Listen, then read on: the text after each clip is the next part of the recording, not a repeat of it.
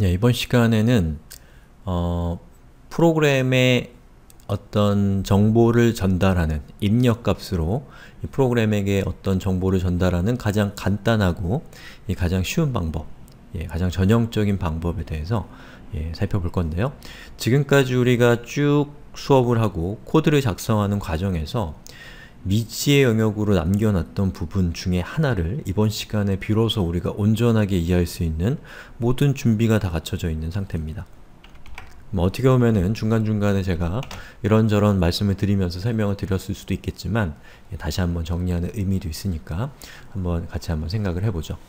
자, string 그리고 대괄호 AIGS라고 하는 것 지금까지 우리가 숱하게 봐왔습니다. 바로 이 부분에 있는 요 코드예요. 자, string 그리고 AIGS라고 하는 것. 자, 요거는 이제 무슨 뜻인지 우리 이제 알 수 있어요. string이라고 하는 것은 문자열을 의미하죠. 그리고 뒤에 대괄호가 열리고 바로 닫혔다라는 것은 이것이 문자열을 담을 수 있는 배열이다 라는 것을 의미하는 것이죠. 그 다음에 띄우고 AIGS라고 되어 있는 것은 AIGS라는 이름을 가지고 있는 변수를 정의할 것인데 그 변수는 문자열의 데이터 타입을 담을 수 있는 배열이다 라는 뜻이라는 거죠. 그리고 여기에 정의한 이 부분이 요 중괄호와 중괄호 사이에 있다라는 것은 이 중괄호를 이끄는 main이라고 하는 함수, 아니죠, 메소드의 파라미터라는 것이죠. 파라미터는 메소드로 들어오는 입력값이 파라미터인 것이죠. 그리고 요 메소드 앞에는 void가 붙어 있어요. 그 얘기는 뭐냐면 이 main이라고 하는 요 메소드는 출력값이 존재하지 않는다 라는 뜻이 되는 것이죠. 그리고 앞에 있는 부분은 우리가 여전히 알 수 없는 부분이죠. 그 다음에 중괄호가 나오고 중괄호가 나와서 여기 있는 system out.println 이라고 하고 제가 AIGS 여기 있는 요거죠. 우리가 정의한 파라미터 값입니다. AIGS의 length를 체크해보면 이 AIGS라고 하는 배열에 담겨있는 값의 숫자가 아니라 배열이 몇 개의 값을 담을 수 있는가 라고 하는 그 값을 우리가 알아낼 수가 있잖아요. 바로 그게 AIGS length입니다. 근데 이 맥락에서는 사용자가 요 input demo라고 하는 요 애플리케이션을 실행할 때 이 프로그램 안으로 전달한 입력값의 수를 우리에게 알려주는 명령이 AIGS.length가 되는 겁니다. 그리고 main이라고 하는 메소드는 제가 여러 차례 설명을 드린 것처럼 약속되어 있는 아주 독특한 약속되어 있는 이름을 갖고 있는 메소드죠. 그래서 우리는 main이라는 이름의 메소드를 구현하면 main이라는 메소드의 이름을 가지고 있는 것을 구현을 하게 되면 그 자바를 실행할 때 이 자바가 우리를 대신해서 이 main이라는 메소드를 실행해 주기 때문에 이 main이라는 메소드는 우리가 만드는 애플리케이션의 시작점이라고 할 수가 있겠죠. 자, 그러면 우리가 작성한 이 프로그램을 콘솔에서 한번 실행을 시켜보죠. 근데 지금 여기서 제가 모든 내용을 다 소개해 드릴 수는 없고요. 우리 자바 수업에서 위에 보시면 실행이라고 되어 있는 부분에 리눅스, OSX, 윈도우와 같은 이 주요 운영체제에서 여러분들이 자바 애플리케이션을 콘솔 환경에서 또는 터미널이라고 부르는 환경에서 실행하는 방법에 대한 수업이 저기 다 있으니까요. 저거를 참조하시고 만약에 저걸 안 보셨다면 그리고 제 수업을 따라오시면 되겠습니다. 일단 저는 org.opentutorials.java-tutorials.io 라고 하는 패키지에다가 input-demo라는 파일을 담아놨습니다. 자, 이 파일의 내용은 아까 보셨던 그 내용 그대로입니다. 자, 그러면 여기 있는 요 파일이 위치하고 있는 곳으로 이동하는 것이 아니고 우리가 지금까지 만들었던 요 자바 튜토리얼스라고 하는 요 프로젝트 있죠? 이 프로젝트가 위치하고 있는 디렉토리로 여러분들이 이동을 하시면 됩니다. 이 디렉토리의 위치를 알고 싶으시면 자, 여기서 오른쪽 클릭하고 화면 밑으로 쭉 내려와 보시면 지금 화면에서 잘리는데 제일 밑에 Properties라고 되어 있는 항목이 있을 겁니다. 예, 그 항목을 선택하시면 이렇게 우리가 선택한 프로젝트에 대한 이 속성을 보여주는 화면이 뜨는데요. 거기에 보시면 로케이션이라고 적혀 있는 거 보이시나요? 바로 그 로케이션이 우리의 Java Tutorials라는 프로젝트의 가장 최상위 디렉토리가 바로 저겁니다. 여기 있는 이 주소를 카피하시고 또는 직접 타이핑 하시거나 만약 윈도우를 쓰신다면 뭐 윈도우건 다 똑같습니다. 이 명령은 cd라는 명령은 자 cd라고 입력하고 드라이브가 혹시 자기가 다른 드라이브에 설치하셨다면 드라이브의 이름을 이렇게 지정을 해주시면 됩니다. 저는 F 드라이브를 쓰고 있기 때문에 F를 하고요. 그리고 CD 하고서 붙여넣기를 하면 이렇게 경로가 붙죠. 근데 만약에 윈도우가 아니라 딴 것도 마찬가지인데 요 중간중간에 혹시나 공백 같은 것이 뭐 공백이나 뭐 특수한 기호가 있으면 이 경로가 잘 안 먹을 수도 있습니다. 자, 그런 경우에는 이 경로 앞과 뒤에다가 따옴표를 이렇게 적어주시면 됩니다. 그러면 저는 현재 저의 제가 진행하고 있었던 프로젝트의 최상위 디렉토리로 이동을 한 상태고요. 여기서 dir 나누기 w를 해보면 dir만 해보면 자, 보시는 것처럼 이 bin이라는 디렉토리와 sic라는 디렉토리가 이렇게 존재하는 것을 볼 수가 있습니다. 여러분도 dir을 했을 때 bin이나 sic가 나와야 되고요. 만약에 맥을 쓰시는 분이나 또는 리눅스를 쓰시는 분들은 dir이 아니라 ls-al이라는 명령을 사용하셔서 bin이나 sic가 현재 디렉토리에 존재하는지를 확인하셔야 됩니다.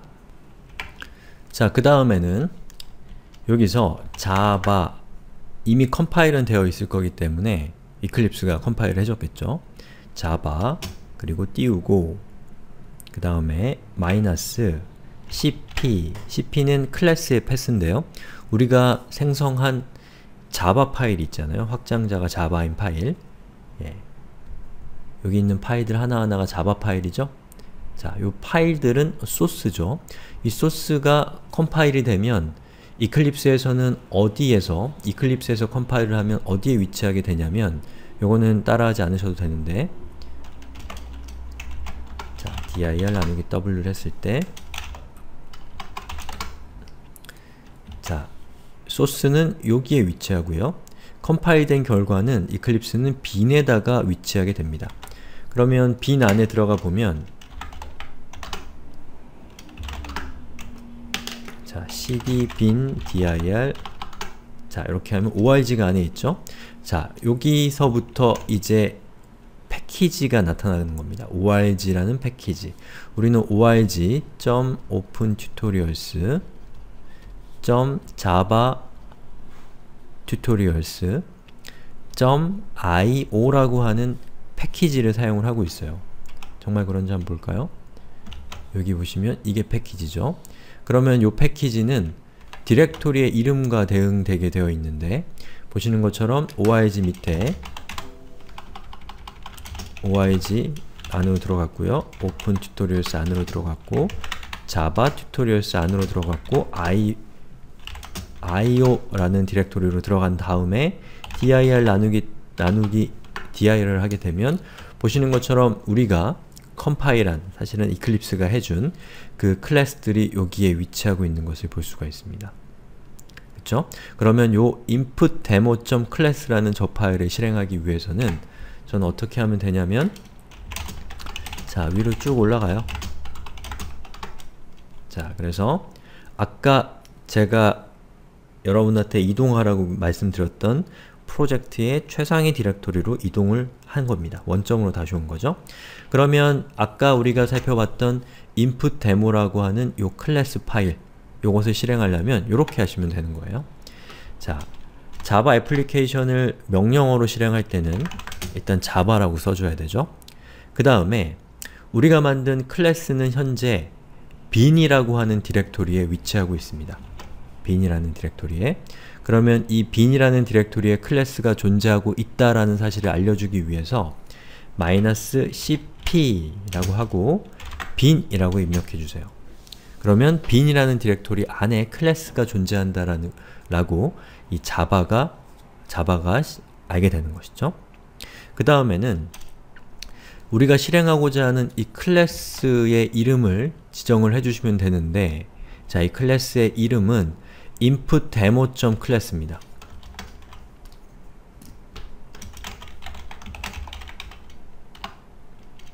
그런데 클래스를 실행할 때는 뒤에 .class를 붙이면 안 되는 거 아시죠? 저거는 붙이시면 안 되고, 요걸 실행하면 실행이 안 될 겁니다.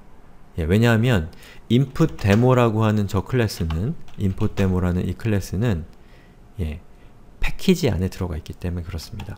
그래서 요걸 실행시키기 위해서는 앞에다가 패키지의 이름을 적어 주셔야 돼요. org open tutorials java tutorials io. 자, 제가 대소문자를 잘못해서, 자, 여기 대문자로 해서 에러가 생긴 거고요. 그냥 소문자로 하시면 됩니다. 자, io input demo라고 하면, 자, 바로 요 부분이 요만큼이 패키지명이 되는 것이고요. 그리고 패키지가 되는 것이고, input demo는 그 패키지 안에 들어있는 구체적인 클래스가 되는 겁니다. 자, 패키지나 클래스, 자, 여기 있는 요 클래스 패스라고 하는 것, 그리고 여기 있는 패키지, 이런 개념들은 우리가 객체지향 수업을 할 때 더 자세하게 배우니까요. 지금 혹시 이해가 안 가도 괜찮아요. 이해가 안 가도 괜찮고, 지금 실습이 안 돼도 정말로 괜찮습니다. 예, 실습하는데 에러가 생겨도 괜찮으니까 너무 걱정하지 마시고, 잘 안 되시는 분은 여기서 헤매고 계시지 마시고 그냥 제가 동영상으로 설명드리는 것만 들으시면 됩니다. 자, 그 다음에 inputDemo라고 하는 이 프로그램 뒤에다가 아무것도 안 주고 엔터를 치면 보시는 것처럼 0이 출력이 되고 있습니다. 자, 여기 있는 이 0은 왜 출력되는 걸까요?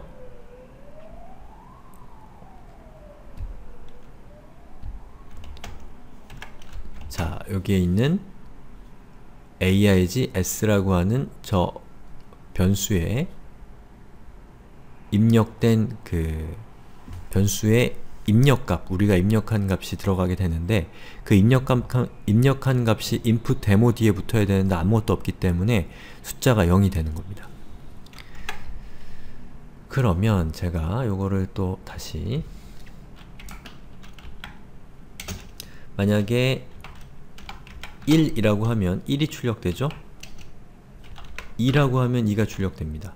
3이라고 하면 3이 출력되죠. 자, 이건 변별력이 없어요. 자, 1, 2, 그러면 2가 출력되고 3, 3이 출력됩니다. 그래서 inputDemo라고 하는 요 클래스의 입력값으로 우리는 1, 2, 3라고 하는 값을, 복수의 값을 준 겁니다. 그러면 그 복수의 값, 우리가 입력한 그 복수의 값은 바로 이 AIGS라고 하는 요 파라미터, 문자열을 담을 수 있는 배열인 요 파라미터의 입력값인 인자로 입력값이 돼서 그 값의 숫자를 여러분이 length로 체크해보면 몇 개의 값이 들어가 있는가를 알 수가 있게 되는 것이죠. 자, 이 맥락에서 여기에 있는 inputDemo라고 하는 우리의 자바 애플리케이션이 1, 2, 3라고 하는 입력값을 어떻게 받는지를 살펴봤고요. 이것은 여러분이 자바 애플리케이션을 실행하는 단계에서 자바에게 입력값을 전달하는 방법에 대해서 우리가 이번에 알아본 겁니다.